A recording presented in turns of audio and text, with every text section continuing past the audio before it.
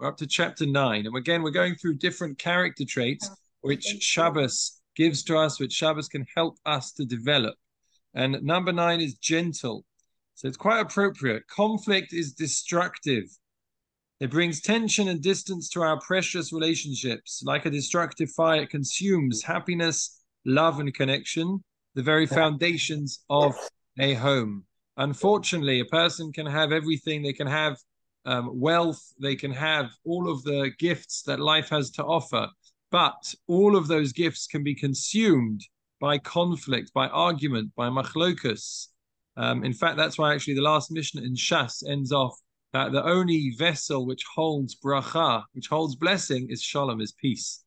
Because if you get lots and lots of blessing in your life, but then you use it all up on conflict, God forbid, all of the energy that you have, and even the time and the money that one has is used up fighting against someone else, then all of that bracha just goes, it just dissipates. So therefore we need shalom, we need peace in order to enjoy the things that we have, the blessings that we have in our life. And unfortunately, conflict is the opposite. Like a fire, it destroys.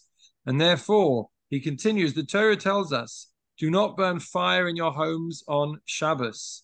It's interesting, interesting to know that the 39 categories of work are not mentioned on Shabbos. The 39 categories of forbidden work are not mentioned in the Torah specifically, outrightly, explicitly. They're derived from sources of the Torah, but they're not actually mentioned outright in the Torah. And the only one which is mentioned is not lighting a fire. Not lighting a fire is the exception to the rule. It's the only one which is mentioned. And therefore, beyond the basic instruction, he continues about keeping Shabbos. The Zohar says this also alludes to the fires of anger and conflict. So the fire that it's talking about is not just lighting a regular fire, which is forbidden, but it's the Aish, it's the fire of argument, the fire of machlokas, and maybe that's why this one specifically is singled out as being mentioned by the Torah. Shabbos must be a time of love and peace and togetherness, not fragmentation and dispute and tension. By the way, some say this is why Erev Shabbos can be a bit stressful. You know, it's Friday afternoon, and the Satan, the Yetzer Hara, the evil inclination, wants to ruin Shabbos. So what's the best way to ruin Shabbos? Just get the husband and wife to have an argument, or the children and the parents to have an argument. And then that will ruin the Shabbos atmosphere in the home. So you have to be very, very careful. I know it's easier said than done. I'm normal too. These things happen.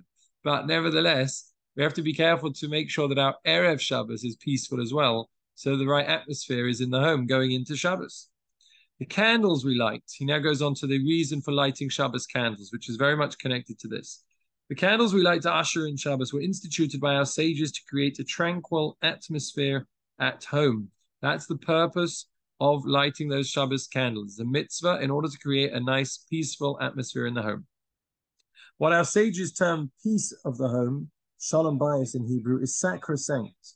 It's something which is of primary importance, which is why if a person cannot afford both Hanukkah candles and Shabbos candles, the latter take precedence, even though the Hanukkah candles are lit to publicize the divine miracles that occurred.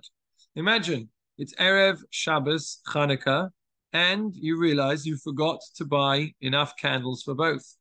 And it's too late to run out to the shop now. Which ones do you light? Which ones do you light? The answer, says the Gemara, is that you need to light your Shabbos candles, because Shabbos candles take precedence because they are for Shalom Bayis. They are to bring peace into them. And although Hanukkah is a beautiful mitzvah, and although it only comes once a year, and although you're publicizing a miracle that God did for us, nevertheless, your peace in the home, the atmosphere in Shabbos in the home, is more important. Isn't that an incredible thing? Even more important than the beautiful mitzvah of lighting Shabbos candles. But he continues, the peace between husband and wife is especially sacred, to the extent, says the Talmud, that God allows his sacred name to be erased if that is necessary to preserve harmony between them. Okay, this is the episode of Sota in the Torah, where God's name is actually erased in order to promote the peace and harmony in the home.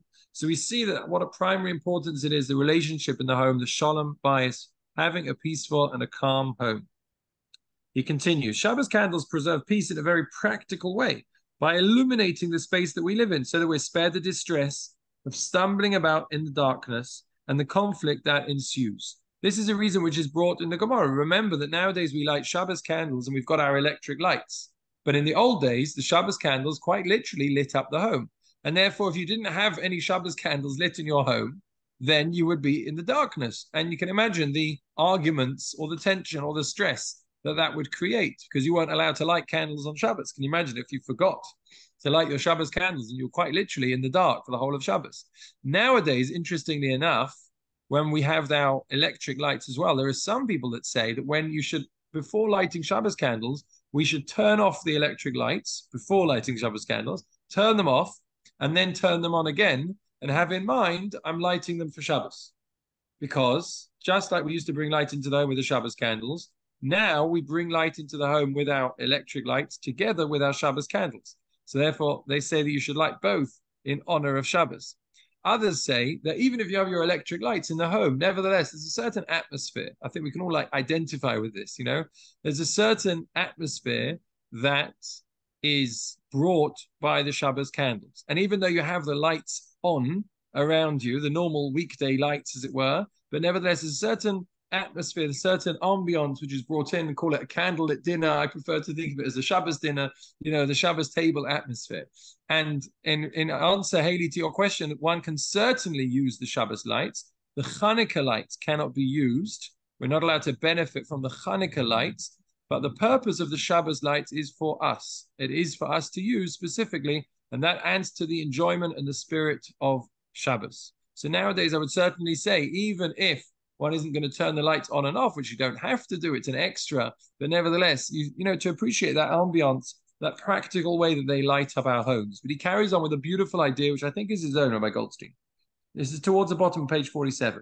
But perhaps candles symbolize peace of the home in a deeper way.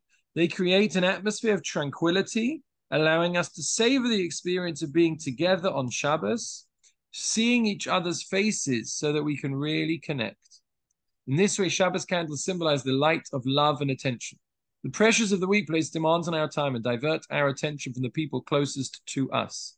The light of the candles helps us reestablish that intimate connection, which means when we light up each other's faces, when we're sitting around that Shabbos table with our family or with our close friends, with our people, with our guests that we've invited, and we have those Shabbos candles shining and it lights up the other person's face, then we can really start to appreciate who they are. How often during the week are we so busy? I myself am guilty of this. You snatch a conversation here or there, or on the way to something, when my mum's nodding away, right? That's what happens during the week. And we're very busy. We're very busy people. And unfortunately, it's only sort of getting busier. Comes to Shabbos and we have time.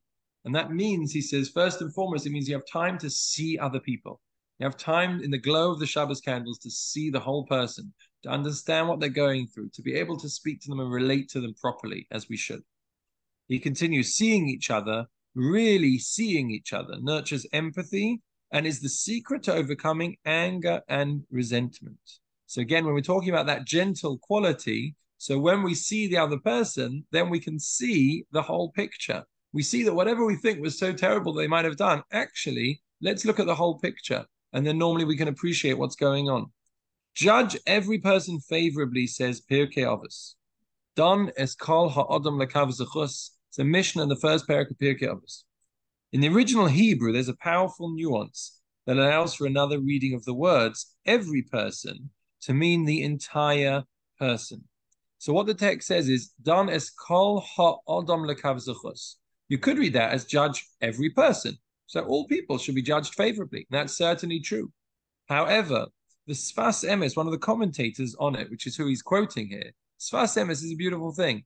If it wanted to say judge every person, it should have said Dan kol adam, judge every person. When it says kol ha-adam, then it means judge all of the person.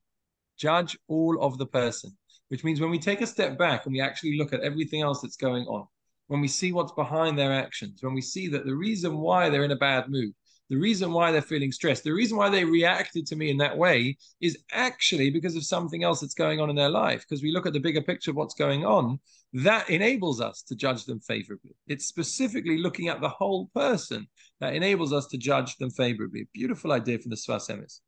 And he continues, judging someone favorably comes naturally when we see them in full context. When we keep in mind that their lives, like our own, are inevitably more complicated than they seem on the surface. We recognize that we cannot possibly know all of the circumstances behind someone's behavior, and that we should view their perceived faults in the broader context of the good that they do. Shabbos gives us the time and space to truly see those around us, especially our loved ones, and relate to them with empathy and compassion, generosity and kindness, love and closeness. And I'll emphasize what he says, especially our loved ones, because unfortunately, sometimes it's easier to do that outside of the home. Sometimes we take more time to do this outside of the home. You know, when you set aside time, you go to see someone, it could be someone who's unwell, it could be a friend you haven't seen for a while, and you really focus. But when we're at home, sometimes we're rushing, sometimes we're busy, or it's just, we're used to it. It's usual, it's ordinary. So we're not thinking about where that person, it could be the spouse, could be the child, could be the parent, could be the grandparent. We're not thinking about where that person is coming from as much. And therefore, he says, Shabbos especially gives us time to see those who are around us, who are closest to us. On Shabbos, we nurture the stillness, he continues, to notice and appreciate the people in our lives. When our hearts are peaceful, so are our homes.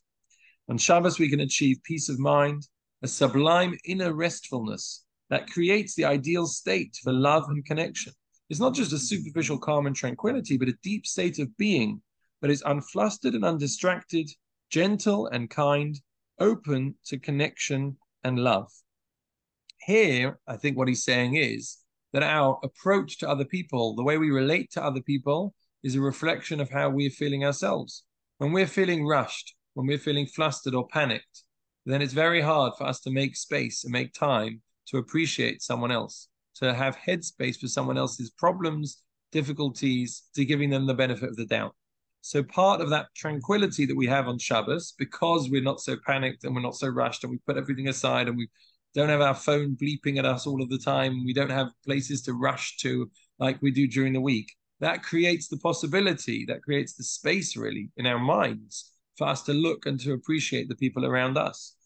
He continues, the polar opposite of this spirit of peace and stillness is anger, which the Talmud says is one of the most destructive forces in a person, and it robs us of wisdom and good judgment. Right? When that anger happens and you think this is it, this is the end of the world. If I don't get my way about X, Y, and Z, then that is it. The entire world is, 5 minutes later, you've already calmed down. And you've thought, like, I can't believe it. That was ridiculous. Did I say that? Did I really think it was that bad? Right? Okay, maybe more than 5 minutes. It could take, 50 minutes or an hour, right? But anger robs us of judgment. There's no good judgment. There's no wisdom when a person is in a temper. Generally, we're advised in developing our character traits to avoid that which is extreme and aim for the middle path. This is what the Rambam calls actually the Shvil HaZahav. He says the golden middle, which means with every character trait, he says every character trait, the Rambam describes how you can have two different extremes. So for example, just as an example, the Rambam says you can have a person who's extremely excessive in how much money they give away. And they give away so much money, possessions, that they're left with nothing for themselves and for their family. That's a problem. That's not good. On the other hand, you have someone who's stingy and the person doesn't give away anything. And everything is all for themselves. They need to keep everything for themselves. So obviously, the right way, the correct way is to be balanced and to be in the middle. He continues, Rabbi Goldstein continues, there are, however, two exceptions. Two areas where balance is not the ideal. One is arrogance. We should always strive to be extremely humble. And the other is anger. We should always seek to be extremely forbearing and self-possessed. Meaning anger is something which we have to stay far away from. There's no balance to it. Anger is something and it takes time, it takes a life work. But nevertheless, that's what we're aiming for. That's the goal, that's the ideal. As the Ramban advised his son in his ethical will, this is called the Igeres HaRamban, a beautiful letter that the Ramban wrote to his children, all about how to develop their character. He left it as sort of a legacy to his children. And we've got the text of this letter, which he wrote about 800 years ago. It's a beautiful letter. Some people have the minhag actually to read it after lighting Shabbos candles. Custom yourself, says the Ramban, always to speak all of your words with gentleness to all people at all times. And through this, you'll be saved from anger, which is a terrible trait that causes people to sin. He teaches us that whatever rage we're feeling on the inside, we should model the opposite on the outside. For by speaking gently, we can actually calm our emotions. When we look at the Shabbos candles, we remind ourselves of this. Could be the reason why some people read it after lighting the Shabbos candles. But the advice of the Ramban is always to speak calmly. It's very difficult to get all worked up when you're speaking at this tone. and at this pace because you're just speaking calmly. And even if a person's feeling worked up inside, the Ramban says, just speak calmly. Just speak calmly, and then it will help calm yourself down. I know, not always easy, but nevertheless, something to aspire to. Peace and gentleness, he continues, are the heart and soul of the Torah value system. As the book of Proverbs, the book of Mishlei says, this is King Solomon's wisdom, her ways are ways of pleasantness, and all her paths are those of peace. We say this every Shabbos.